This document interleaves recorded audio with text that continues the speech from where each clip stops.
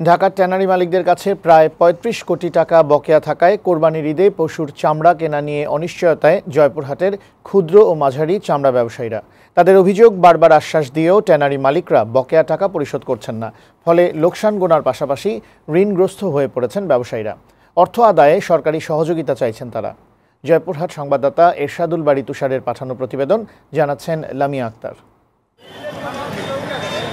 প্রতিবছর কোরবানির ঈদে ঢাকার ট্যানারিগুলোতে প্রায় ১০০ কোটি টাকার পশুর চামড়া সরবরাহ করা হয় জয়পুরহাটের আড়তগুলো থেকে। তবে এবছর জেলার চামড়ার আড়তগুলোতে নেই তেমন প্রস্তুতি। ঢাকার ট্যানারি মালিকদের কাছে প্রায় ৩৫ কোটি টাকা বকেয়া থাকায় ধস নেমেছে এখানকার চামড়া ব্যবসায়। গত কয়েক বছর ধার দেনা করে চামড়া সংগ্রহের পর ঢাকার ট্যানারিতে সরবরাহ করেছেন জয়পুরহাটের ব্যবসায়ীরা, কিন্তু নানা অজুহাতে বকেয়া টাকা পরিশোধ করেননি ট্যানারি মালিকরা। ফলে অর্থ সংকট দেখা দিয়েছে, মহা দুশ্চিন্তায় পড়েছে জেলার ছোট বড় চামড়া ব্যবসায়ীরা।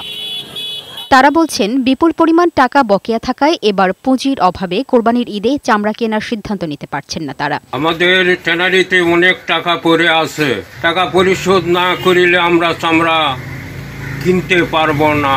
ট্যানারি আলাদের কাছে আমরা বহুত টাকা পাবো, ওই টাকা যদি পরিশোধ করে তাহলে আমরা চামড়া কিনতে পাবো। এই টাকাটা তোলার জন্য যেন সরকার বাহাদুর যেন আমাদের কোনো কিছু সাহায্য করে। ট্যানারি মালিকদের অসহযোগিতায় চরম বিপাকে পড়া চামড়া ব্যবসায়ীদের দুর্দিন লাঘবে সরকারি সহযোগিতার দাবি জানালেন জেলার চামড়া ব্যবসায়ী গ্রুপের নেতারা। এখন পর্যন্ত চামড়া আমরা কিনতে পারবো কিনা এরকম কোনো প্রস্তুতি গ্রহণ করতে পারি নাই।